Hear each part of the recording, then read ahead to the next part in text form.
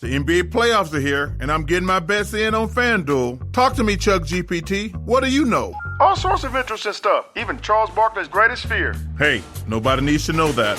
New customers bet $5 and get $200 in bonus bets if you win. FanDuel, America's #1 sportsbook. 21 plus and present in select states. Must be first online real money wager. $5 deposit required. Bonus issued is non-withdrawable bonus bets that expires 7 days after receipt. Restrictions apply. See full terms at FanDuel.com/sportsbook. Gambling problem? Call 1-800-GAMBLER. NBA Finals, it all starts tonight. Ain't this what you've been waiting for, viewers at home? You ready? We all are. The Pacers, the question, though, is, are they? They're coming in as gigantic underdogs, 9.5-point dogs. Haven't seen a margin like that in years. Here's Halliburton discussing it. They're a great team. They're historically great on both sides of the ball. They have the MVP. I mean, there's so many different things that you could name down the list of why they are so great at what they do and why they're such a great team. And, we know that this is a great team, and I wouldn't want to, if we were to win a championship, I don't want to win any other way. I don't want to go around or go over. I want to go through. You want to go through the best team. You want to go through the best challenge. So this is the best challenge. I want to go through. I don't want to go around. I don't want to go under. James Jones, are the Pacers being overlooked? No, man. They're not being overlooked. And I thought about this because at first I'm like, sure, yeah, they're being overlooked. You know what I mean? They in the finals too. They got good players too. OKC's just like that, dog. And I keep telling myself, I'm just putting respect on OKC with what OKC has done. Regular season and playoffs included, they have lost 18 games. And you mean to tell me that this Pacers team is going to beat them 4 times out of 7. And during the season, they played over 30 Eastern Conference teams. They lost one. They lost one game to the best team in the Eastern Conference in the regular season, and that's the Cavs. So, like I said, if this was football and it was one game, I would say you can't overlook them for this one game because anything can happen. But you're talking about a series of 4 games, man, and I can't say they're being overlooked, man, because I just believe the OKC Thunder are just that much better than them on the offensive side of the ball, the defensive side of the ball, from the star power. They're just better than them. So they're not being overlooked, man. They just outnumbered. And it happens like that sometimes. Emmanuel Acho and LaShawn McCoy, it happens like that. I mean, this is a better team. Ain't no overlooking. Look, it's just we know the outcome. We know the results. And as I think about this game, man, and this series, we don't look at the OKC Thunder like one of the best teams of all time. That's true. But we should. Because it's the names, right? When I talk about you with that Lakers team, right, where they lost one time in the whole playoffs to the Sixers in the finals, right? It was okay because of how the players they had. They were so good, right? The Warriors, when they had that long run, like, they were so good. They had the Kevin Durant era. He came in there, and they really wasn't losing the playoffs. Right? And it's like we can't see that because when we look at this Thunder's team, it's not the names that ring the bells. But, bro, they are really, really good. They barely lost this season. They barely lost to the Eastern Conference side. They really don't lose. In this playoff series, this finals, they're not going to lose. Can I try to convince y'all? Chitty, bang, bang. Can I try? Viewers at home, you. Because I'm looking at some of these numbers. Shady, James, can I try to convince y'all?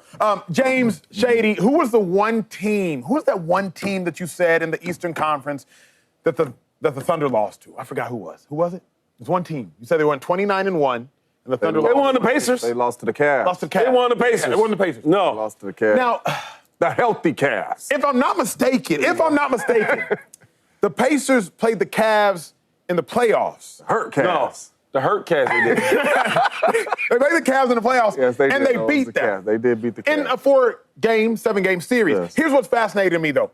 The Pacers were 8.5-point underdogs versus the Cavs in that series, game 1. They're 9.5-point underdogs versus the Thunder. The Pacers were minus 500 in that series versus the Cavs. The Pacers are minus 650 in this series versus the Thunder. The reason I'm suggesting the Pacers are being overlooked, not because I don't agree with Shady. It's not because I don't agree with James. Viewers at home, it's not because I don't agree with you. It's because of this.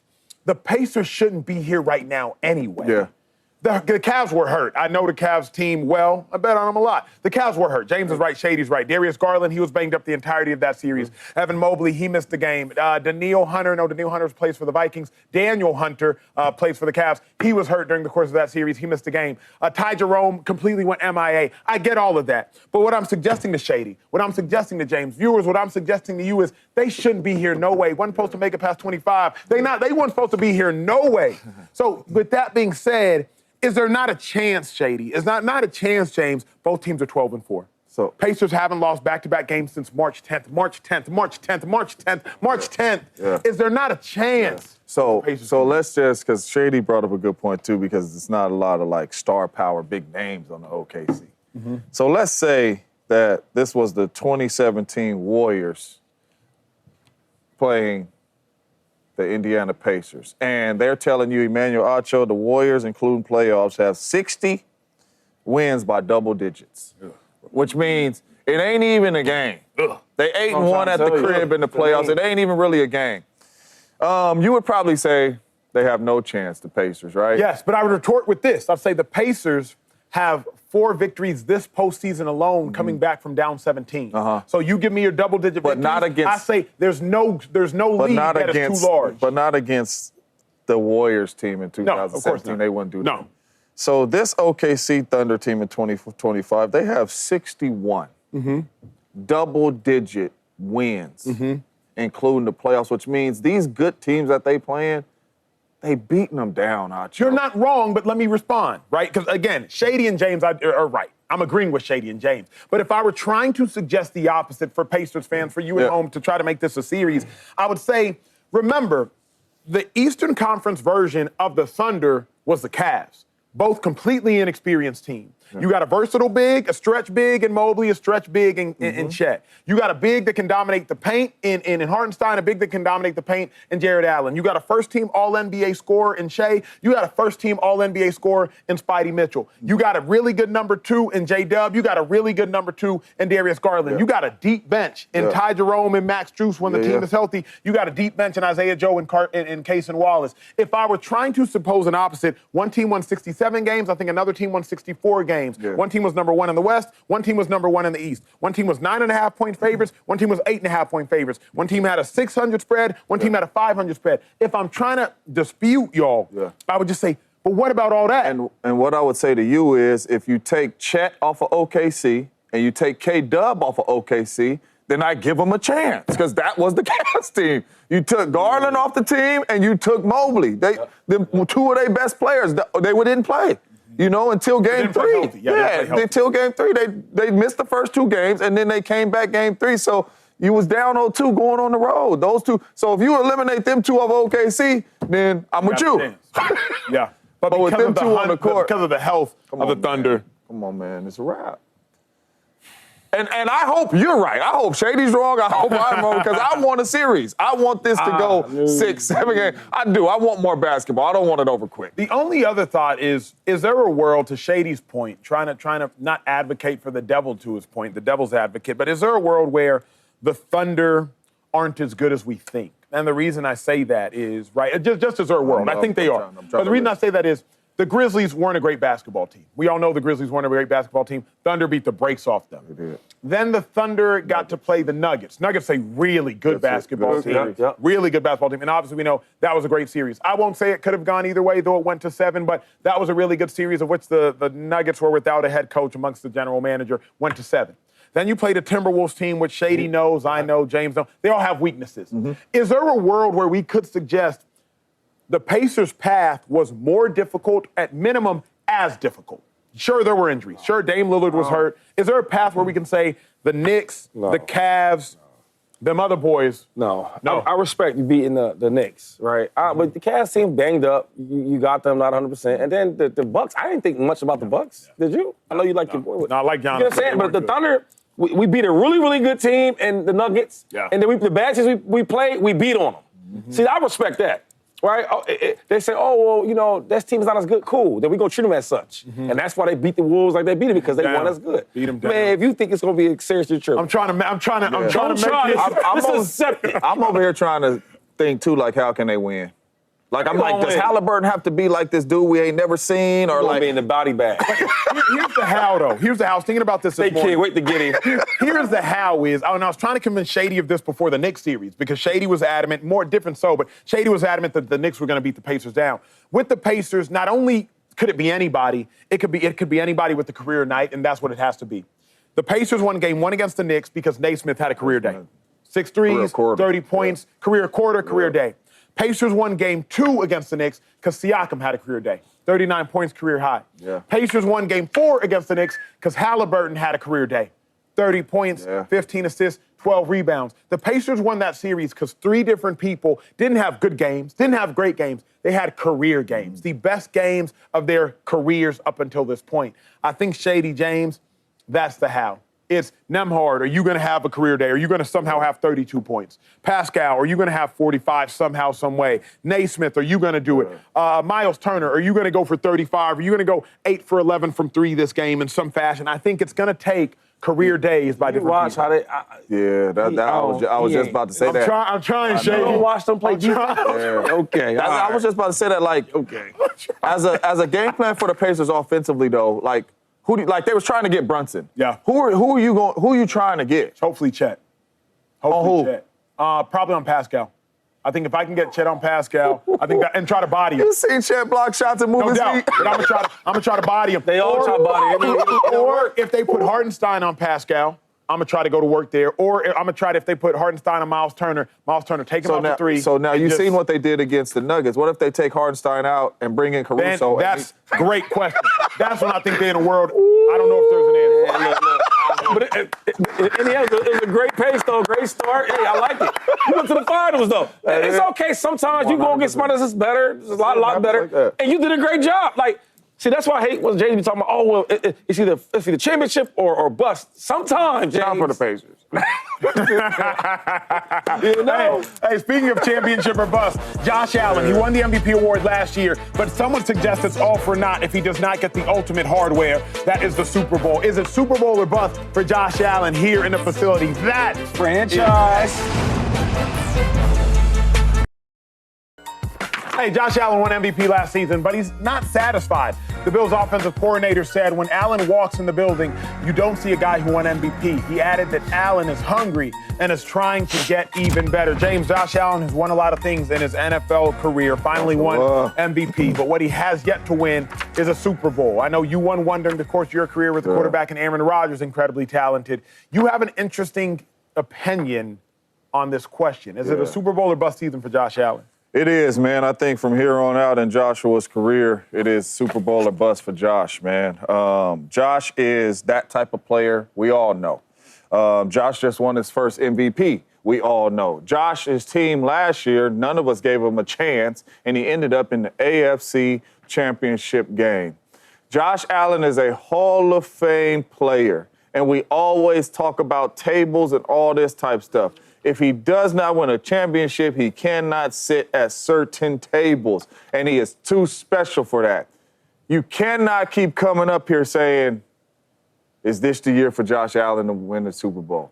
Is this the year to Josh Allen to win the Super Bowl? Because if you keep on saying that, Josh Allen going to be 35.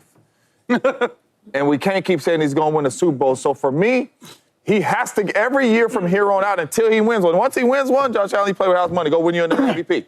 Go do what you got. But until he wins one, in my humble opinion, every year is Super Bowl or nothing for Josh Allen. He's that type talent, and he showed me it don't matter who on his team from last year that he could get to certain games. So it's Super Bowl or bust for here on out with a special player in Josh Allen.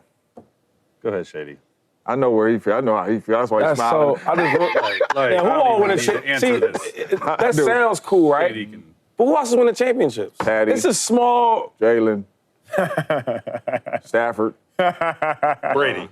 You see how it's broken down? Brady gone now. So if every quarterback had that, like, oh, well, it's a bust this year if you don't win a championship, that'd be all bust. Everybody would be bust. You know?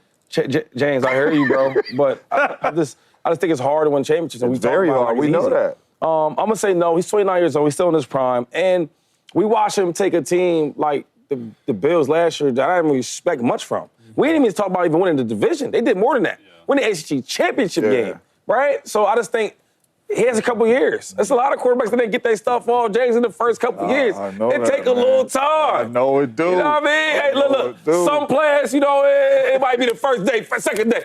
Other players, it might take 2 weeks. First day to second day for 2 months. 3 months. For what? 4 months. Confused as to what? First day to second day? If it's Ancho, might take a year. Let me stop. But it takes some time. That's all. I hate you, LaShawn McCoy. I'm actually with you on this one, Jay. But the reason I'm with James on this one is because Josh Allen is so good, he's qualified to be criticized. I say this all the time.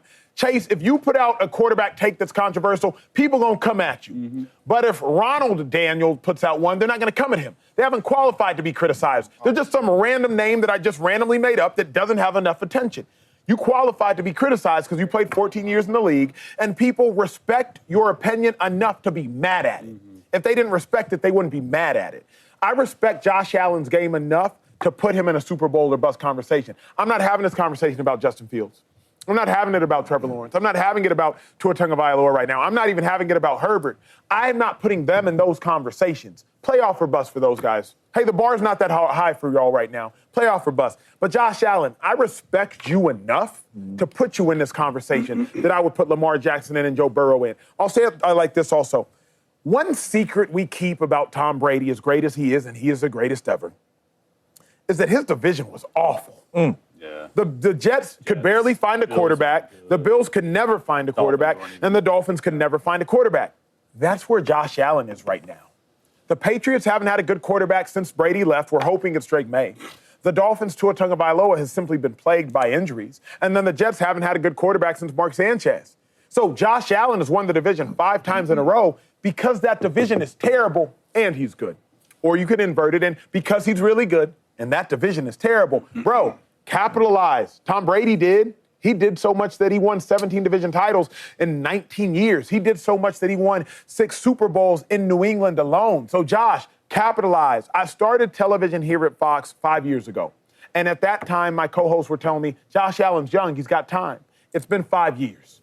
I don't want to be having these conversations 5 years from now. Josh Allen's young, he's got time. I was young, but now I'm old. What am I doing with it? I couldn't disagree more. I'm squarely on Shady's side on this because, as Shady mentioned, he's only 29 years old. Mm-hmm. So he is still in his prime, and he has plenty of years left to contend. So I can't say it's Super Bowl or bust. What I can say is it's beat Mahomes in the playoffs or bust. That's what it is for Josh Allen. And I say that because if you look at the AFC conference, just the conference of the AFC, 9 of the last 11 Super Bowls, it's been Brady or Mahomes. Okay, and Brady's not playing. Yeah. Mahomes is the one that they have to beat. Josh Allen in his record versus Patrick Mahomes in the regular season, he's 4-1. He knows how to beat the Chiefs in the regular season. I read this stat, and I can't believe he's 0-4 in the postseason versus Patrick Mahomes. And he's been eliminated. The Buffalo Bills have been eliminated in 4 of the last 5 seasons by the Kansas City Chiefs. If you look at the whole conference, that's the only thing holding him back. Yeah. So he has to find a way to get through Patrick Mahomes because even, like, the thing is about Josh is I could say Super Bowl bust, I could say this, I could say that. When the games matter the most, Josh Allen's star is the brightest. True. In the playoffs, look, he's played 13 playoff games. He's averaging 310 total yards a game and has 25 touchdowns and 4 interceptions. 25 touchdowns and 4 interceptions. Even in the Chiefs games last year, it came down to the last play, 4th down. And I agree. I just think that if they don't get there this year, he has a chance to next year because just how talented he is. And he has a chance to next year. He's just now getting into his prime. He could play 10 more years. You just got to find a way around Mahomes. Okay, yeah, so let me say, so you're really on our side because let me say this. Because Patty's 29. Yeah. All right? At Patty's worst, Shady, because he just said Josh has to beat Patty. Mm-hmm. At Patty's worst, where is he? That's a good point. Championship game. So if you beat Patty, you're going to the Super Bowl. Come or on, someone man. else beat him. But we can't keep sitting up. I view this Super Bowl. That's a great point. But what I view Super Bowl or bust, and maybe I'm different. It's like, oh, throw the whole season away. It's wasted. There's no chance you're going to even get close to getting there again. That's how I view Super Bowl or bust. Like Super Bowl, but like as long as Josh Allen is a quarterback for the Buffalo Bills, I view it different. The window is completely open. See, I view it for a different. championship. From the outside in, again, I always suggest try to lead with humility, at least on this show. Shady's won a couple Super Bowls, Chase and James, I haven't. So I'm speaking from the outside in. I can only imagine that Aaron Rodgers thought after 2010 when they won the Super Bowl, hey, we doing this again. I can only imagine after starting 15-1, James said, we doing it again. Then random nonsense happens, they lose to the Giants, but still the next year, we doing this again. Then I can't imagine we doing this again. I can't imagine when the Packers were leading the Seahawks in 2014 and the Seahawks are about to kick an onside kick that Rodgers is like, oh, yeah, we doing this again, Super Bowl. I don't want to make a living out of Josh Allen is young, he's got time. Aaron Rodgers probably thought he had time in 2010, and he hasn't been to the Super Bowl since. So that's the only reason I'm saying a Super Bowl or bust, Shady and Chase, is like, you just never know when that window is closed. That should tell you how hard it is to win. Right? And I keep saying this. So you tell me every quarterback that don't win a Super Bowl is a waste of year when nobody's really winning championships? Think about that for a second. Mahomes. I do. And then even Stafford. You keep saying, man, Stafford won a championship at 33 years old, his first one. Year 13. You get what I'm saying? Like, John Elway. I was start thinking about some of the older guys that we all respect, Hall of Fame guys. John Elway didn't win them right away. Yeah. He lost a couple before he even won one. This is for John. Remember that? The whole little. Yeah. So it's like, can we go back to when we was playing how hard it is to win a championship? Think about that though. You had one of the best quarterbacks of all time play with you. Yeah. How many? He only seen it once. Yep. Chase, you played behind Drew Brees.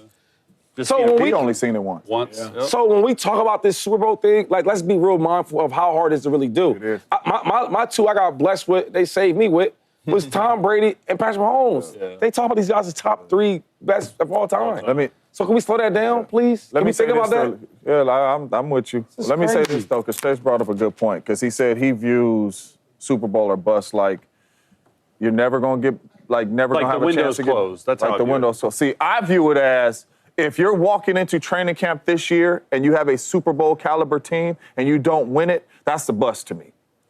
That's how I view it. But what if your team is not Super Bowl? That could be a disappointment. Then I don't put you in that conversation. His team ain't no Super Bowl great team. There's like 4 or 5. His team is better than last year. And he went to the AFC Championship, is what I'm saying. And what I'm telling you is, before the year even started, I watched you tell me, and I watched me tell you, hey, man, this team ain't going nowhere. Last year.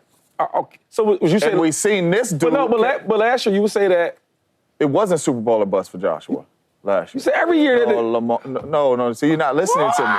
But they lost to the divisional round versus Chiefs. You're not listening to me. If you're walking into training camp with a Super Bowl caliber team, that's why last year we argued because I said a Super Bowl bust for Lamar. I said that. He was walking into training camp with Derrick Henry and all these really good team. Patty, we said he ain't gonna win the division. That's Aaron Rodgers' division. We ain't say Aaron Rodgers playing the Jets uniform. Right. That's what we was saying last year. This year, what we seen him do with that team last year, it is Super Bowl or bust because you're walking into training camp with those expectations and the type of team. But it's also how well he...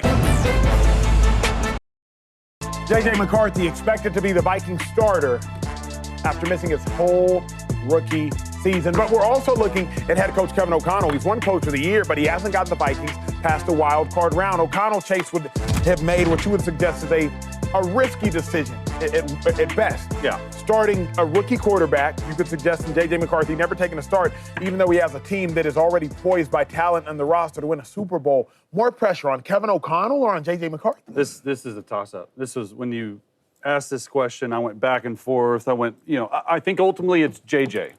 Though I think the onus falls on the quarterback. Kevin O'Connell, while he won Coach of the Year, while he did all this, he agreed to an extension in January, he still doesn't want a playoff game. Yeah. But he has taken 2 different quarterbacks and had extremely good seasons with them, and Sam Darnold, Kirk Cousins. He even went 2-2 with Josh Dobbs as a starter when Dobbs got there on a Thursday and won a game on a Sunday. So we know he can do it. Now, when you talk about JJ, right, 10th overall pick, first-round talent, all this stuff, he wasn't asked to do a whole bunch at Michigan, won a lot of games there. And I think that's why they ended up really liking him. He has that it factor. Now, he played 1 game in the preseason. He played well. But you're telling me that you have a Ferrari of a team in Minnesota with tons of big-name guys, the best receiver in football, Jordan Addison, T.J. Hawkins, Aaron Jones. They trade for Jordan Mason. They get all the right pieces in the offensive line and defensive line. you have what I would suggest a Super Bowl caliber roster. They're hoping that JJ can be thrust into this position and have 70% of the season that Sam Darnold did last year. So there's going to be some growing pains. And I think that JJ, the pressure comes from internally. Because if you really look at it, like, he's like, I need to have a season like like Sam Darnold did last year. I need to do that. So intrinsic pressure is real.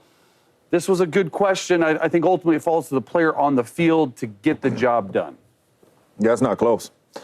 It's not close at all. It is the quarterback, and it is J.J. McCarthy. So we got Kirk Cousins and Nick Mullins. They 13-4 record, went to the playoffs.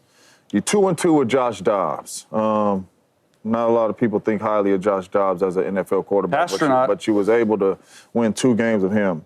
Sam Darnold, you can think of what you want to think about Sam Darnold. He went 14-3, right? So with all that being said, what can we say about Kevin O'Connell if J.J. McCarthy's not good? The play calling?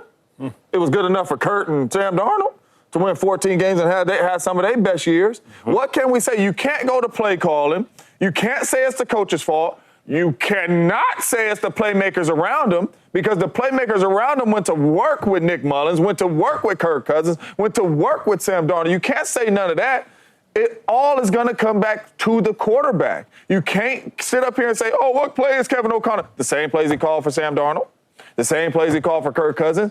It is going to fall back on J.J. McCarthy to ball out. All the pressure's on you strictly because every quarterback that has been in Kevin O'Connell's system has had success. And you can't be our first-round quarterback coming in his system and not have success. All the pressure's on this young fella to ball out and play well. I don't think any of the pressure's on Kevin O'Connell strictly because he's shown that he can get any and every quarterback to play well. Yeah, I think the only reason why I struggled with this one is not because of what Kevin O'Connell's done on the field. I think it was because of the offseason, picking the guy to be the starter when you have a franchise roster around him, meaning Kevin O'Connell entrusted J.J. McCarthy to be the quarterback. So if they don't have a good season, they're going to have to start from scratch. Well, that's my only thing I wrestle with. Is who was super excited when he entrusted Sam Darnold? That's a good point. Nobody. And he got all these dudes. It's different. $10 million for 1 year versus. But I'm just saying quarterback play-wise. Yeah. Yeah. Here's what's interesting. To me, it's McCarthy. I think it's McCarthy. I don't think it's particularly close because McCarthy is the one who we're still trying to figure out how good he is. What he is. We know O'Connell's a great coach. We just know he is. He's already proven it time after time after time. He's proven that he's a great coach. McCarthy, we don't know nothing about you. I didn't think you were all that good in college. You had a great preseason game. You had a great preseason pass. But McCarthy, who are you as a quarterback in the National Football League? Furthermore, James, we bring up good points regarding Sam Darnold. Remember, Sam Darnold started that whole season, if we're being honest, by force, not necessarily by choice. Nobody thought Sam Darnold was going to start all 17 games before the season started. J.J. McCarthy, like Chase said, would have started at some point in time. Yeah. The average quarterback drafted in the first round starts by week three. So if J.J. McCarthy was healthy last year, Darnold not starting that whole year. So, McCarthy, you're the chosen one. Darnold was the forced one. You were the chosen one. What you gonna do, chosen one? To me, that's where the pressure is. Yeah, and I think the biggest difference is just the team. Like, who's still there? It's kind of basically the same team. Yeah. Just that you remove Sam Darnold. And Sam Darnold, we all know how we felt about him. So it's got to be JJ for me. And it's not even like a big pressure deal because he is a rookie. No. This is his first time starting, so we just want to see what he has. You know, the GM, the head coach, like, okay, do we have some here for the future? Do we not? And I think all those things is why it is some pressure. But I just think if Sam Darnold could come in here and play the way he's played, you gotta show me something though, JJ. Like, you can't be awful, you know, because I've seen awful quarterbacks do well with Kevin O'Connell. That's why he has no pressure. It's all on JJ. Final thought, Chase. Yeah, I get what you're saying, and obviously I think it's JJ. I just go back to like, man, you entrusted this Ferrari of a team who's a Super Bowl contender to a guy that hasn't played. Now, I know you drafted him and you got to develop him, but you had a chance to go out. You had to get Aaron Rodgers, and I'm just wondering if this season doesn't go as planned, are they looking back on like, maybe, we're just one quarterback away. So that's all I'm saying. If JJ struggles, you think they're going to blame O'Connell? He's the one who drafted him. Right? I think they might feel pressure from the outside being like, well, you could have had X, Y, and Z, but you chose McCarthy to run the show. If McCarthy doesn't do well, why didn't you pick these guys? I think it's an obvious question. Now, Kevin O'Connell has proven himself. Nothing's going to happen to him. He just signed a huge deal in January. But I think could be the conversation. I do think there should be frustration from players within the locker room. That's what I love about this show is like, if I'm a defensive player, if I'm Andrew Van Ginkel, say I'm Brian Flores and I'm charging up that defense, as much as they did last year, Sam Darnold, praise God, he was great. But I'm going to be real upset and vexed if, we got a window. We got a window. Don't waste the window again. We wasted a year with Sam Darnold. Thank God Sam Darnold turned out all right. Now we're going to waste another year with J.J. McCarthy. So it's 2 years. Y'all know NFL. But what about the business part of it, though? So even if whoever you are in that locker room, when you draft a quarterback, let alone in the top 10 draft, they're going to play. Correct. Yep. And it's built around him. It's going to have to be, for sure. It just, I guess it just doesn't make it any easier. Yeah. You know what I mean? And we won't know until there's situations where it's like, I know this is going to happen. I wish this wasn't the case, but we'll see. Because, JJ, if Sam Darnold can ball out what Sam Darnold did his first 6 years in the league, the sky's the limit for you.